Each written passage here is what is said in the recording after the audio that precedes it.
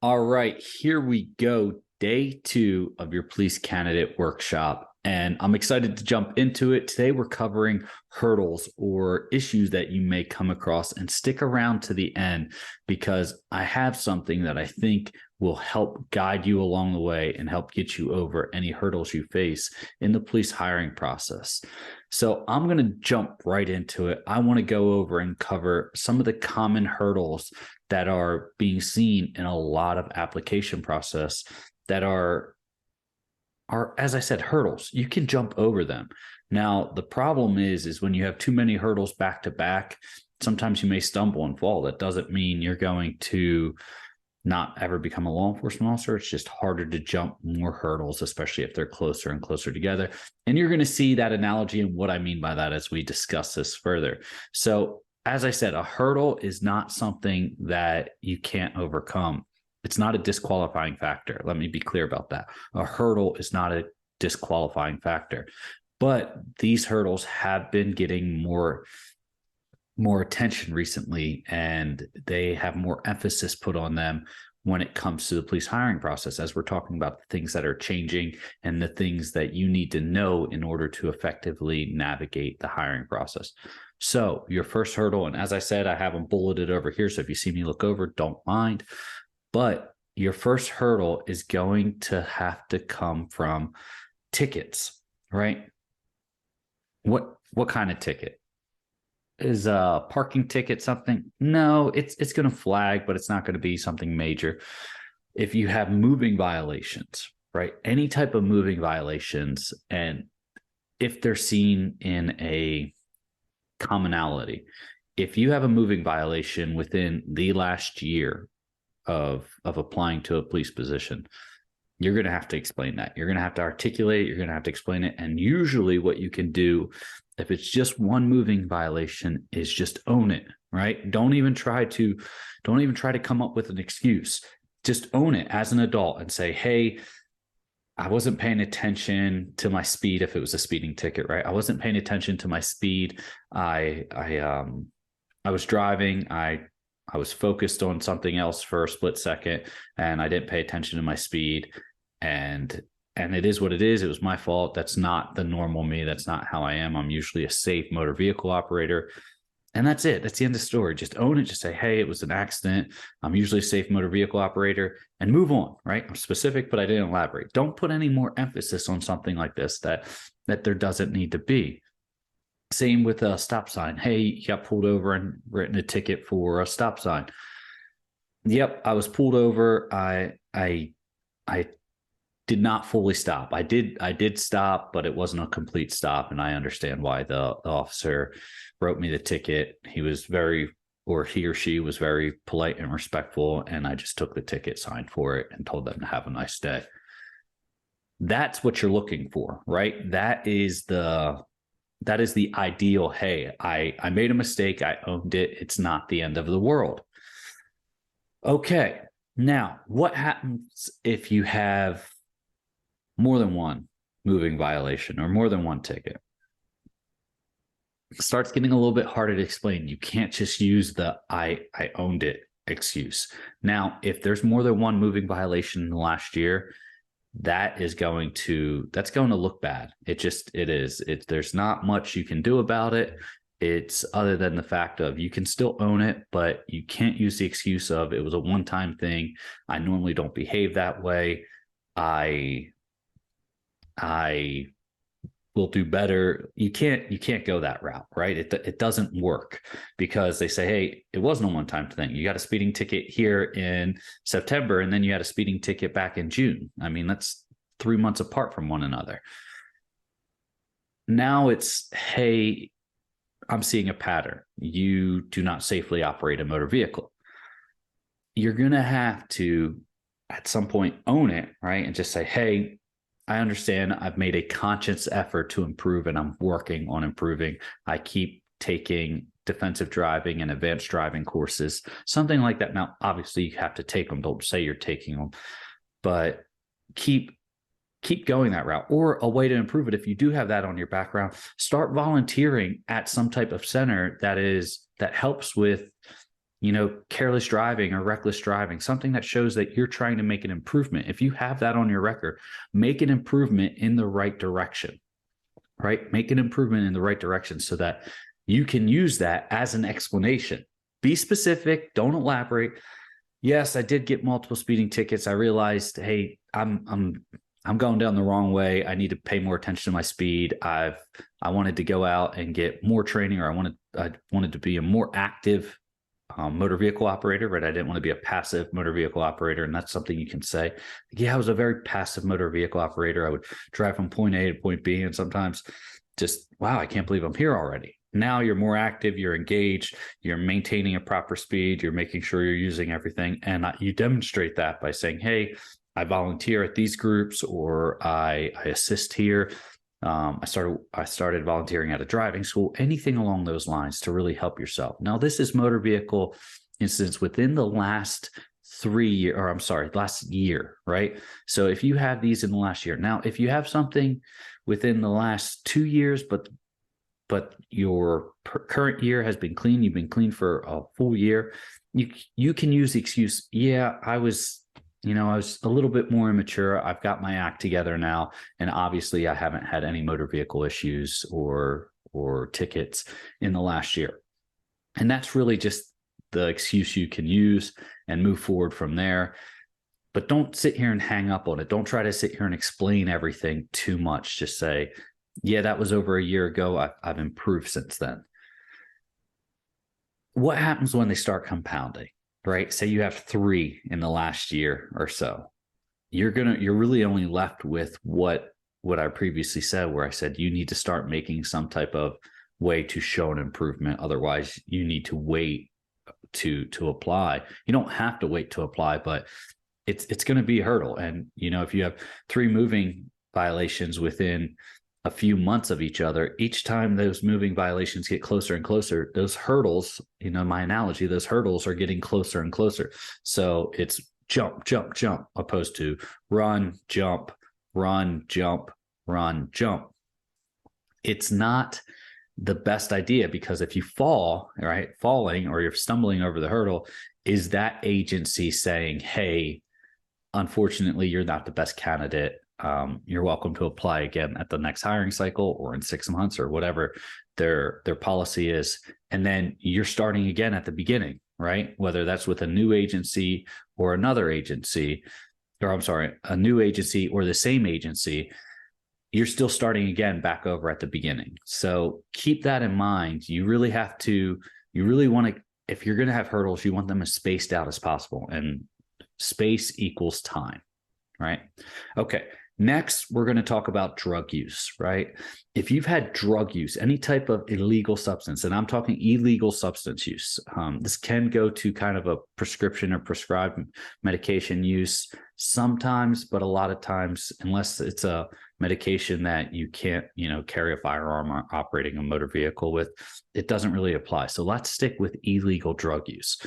Marijuana, opioids, any type of hard narcotics, the worse the drug gets, the harder it's going to be, right? So now the hurdles aren't getting closer together, they're getting taller, right? So each time you wind up getting into a harder drug, that's a taller hurdle that you have to jump. And eventually, if you're getting to the high jump level, I know everyone loves this track and field analogies I'm throwing out there, but every time you're getting a taller hurdle, eventually it's a high jump, and then eventually it's pole vaulting, and at some point, there we go, I got it out. At some point, it is going to be impossible. It's just going to be a disqualifying factor.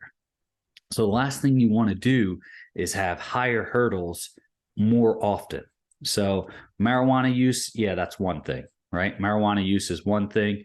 And then if you're using an opioid, that's another. If you're using a narcotic, that's another. But let's stick with marijuana use right now. If you're using marijuana, then it's one thing. You usually don't want marijuana use in the last 3 years. That's what you're going for. A lot of agencies have moved it to no marijuana use within the last year. If you have used marijuana in the past and you feel that it's it's a big issue. It really isn't, as long as it's long enough removed, right? If you have one marijuana use from high school, it's an issue. Hey, I experimented with it. It wasn't for me. I've never touched another drug ever again, right? Well, then you have that hurdle, and that hurdle is way far away, right? So it's such a tiny hurdle. But then if you say, hey, yeah, I used marijuana as a high school, in high school, I wanted to experiment. You can't use the excuse I was just experimenting, right? Because then you used it again in college, and then you used it a couple times after college, and the last time you used it was 9 months ago. Well, you have this continued use of marijuana, and then all of a sudden you're saying, hey, I want to get my life together and become a cop or a police officer or any type of law enforcement position, and I've used marijuana consistently up until 9 months ago. Those are a lot of hurdles that you're jumping right now. The problem is as those hurdles are there in the time, maybe you can jump them all, but the problem is when you're jumping all that many hurdles, you're not going to win the race, right? So just because you have these hurdles to jump, it doesn't mean you're going to win. And ultimately you're competing against other people. There's only so many billets that agencies have, right? And a lot of agencies have open billets right now. That is not the point that I make. The point is only so many billets for the academy. So on this hiring cycle, they can only fit so many people into the academy. And they're not going to hire you for an academy that's 6 months away and keep you on service and on the payroll for an academy that's 6 months away. It's not practical, and it's just going to cost them money. And why would they spend it when they just ask you to go through the hiring cycle again, or later on, just saying, hey, sorry, you weren't selected during this hiring cycle. We recommend that you apply again during the next hiring cycle. So that's the issue. Every hurdle you're running, or every race you're running, each hurdle slowing you down. If you have more hurdles to jump than the person next to you, they're going to win the race, and they're going to be, the top 10 people that win the race. You're running against 40, 50, 60, or 100 people, but only the top 10 get the billets because they only have 10 billets, or maybe they only have 25 because they have their own academy. So although these are small, minute hurdles, each one slows you down a bit. And then at some point it's just, hey, you're not going to win this round because there's more qualified applicants who are just doing better because they have less hurdles to jump.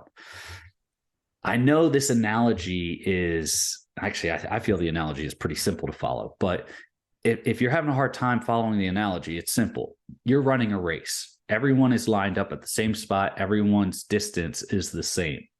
The only thing that's different in between that is the hurdles that you put in between it, right? Some hurdles can be taller. Some hurdles are closer together. Some people have more hurdles than others. Now, you can have more hurdles than other people, but be a better candidate, but be stronger or faster.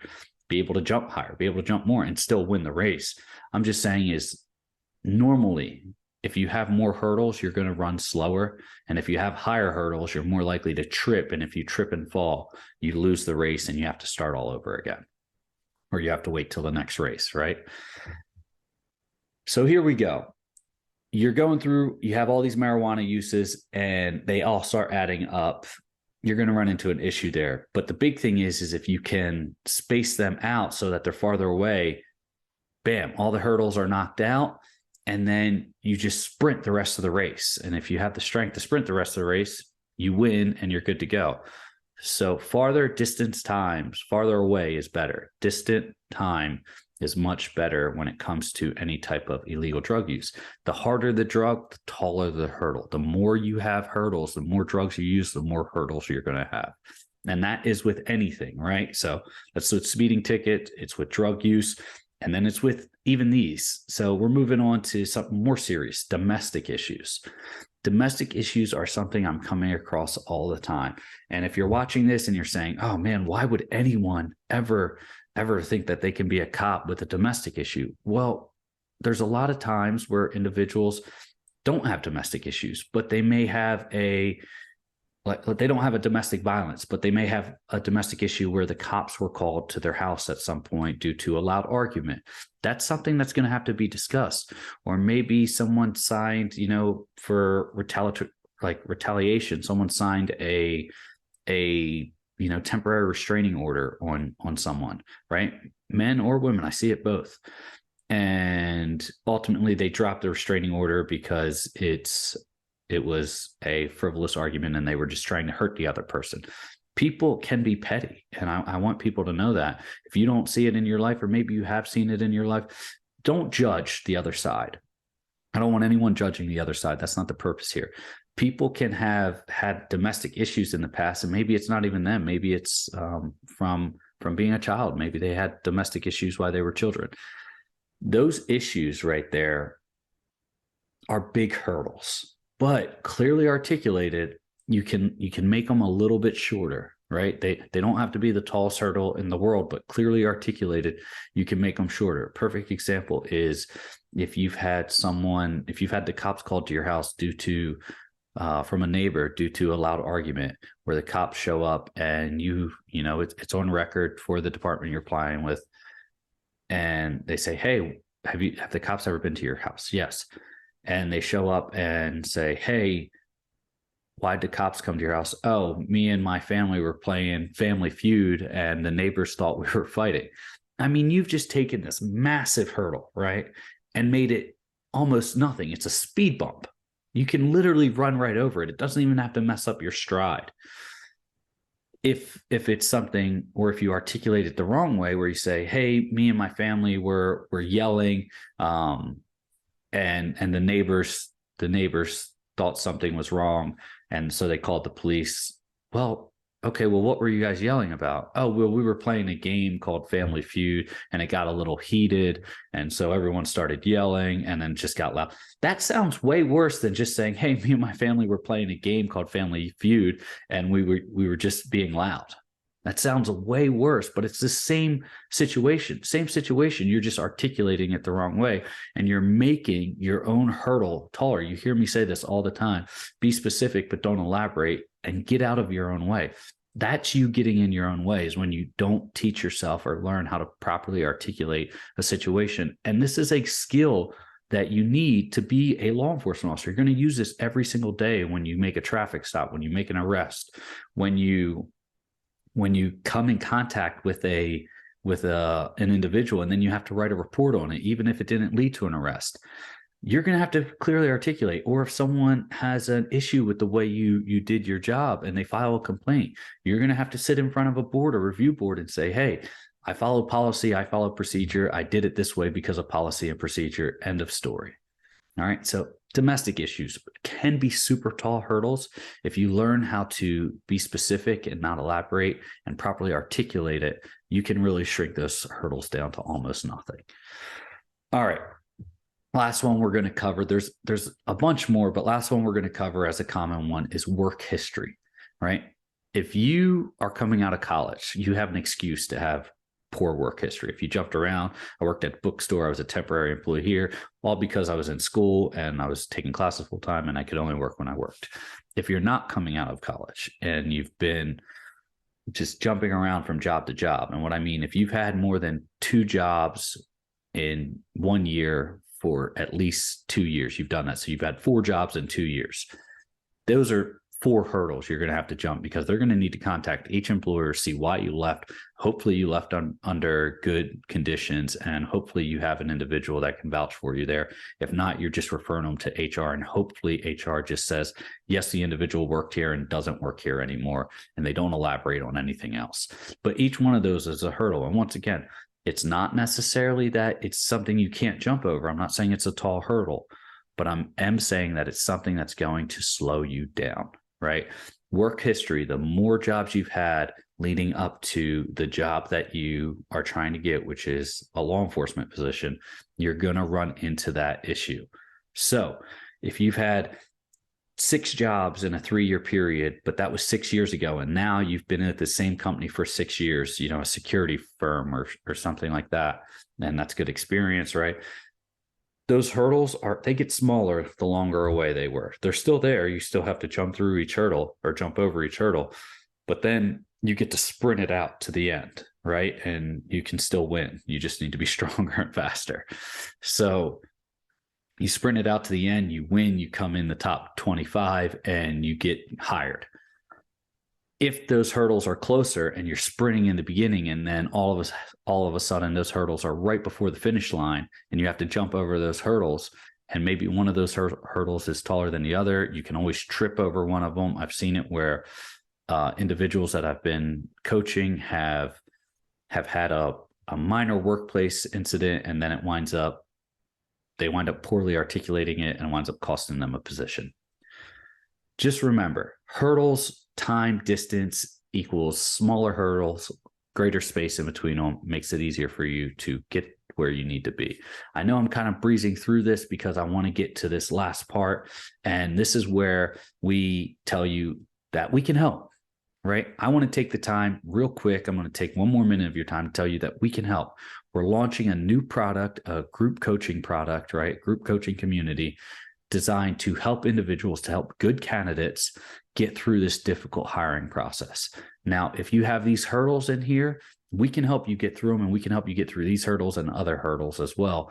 And the group coaching product, you will see in there that we have a full course that you'll follow. We'll help you with every step from the beginning, which is, your resume and preparation phase, all the way to signing your official offer.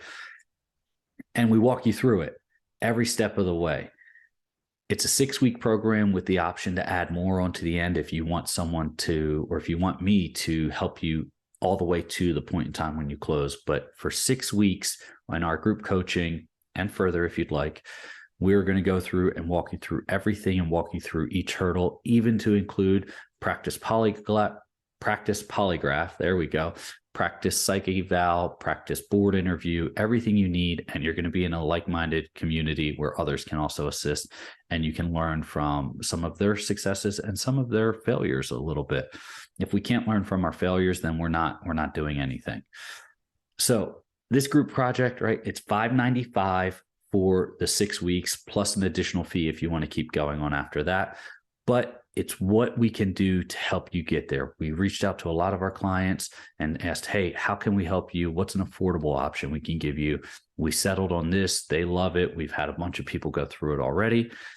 The problem that we do run into with this is it is only open for a limited time. Now, at the time that this is coming out, our group coaching is open for a few more days. Our initial group coaching is open for a few more days, and you can sign up for it in the link below.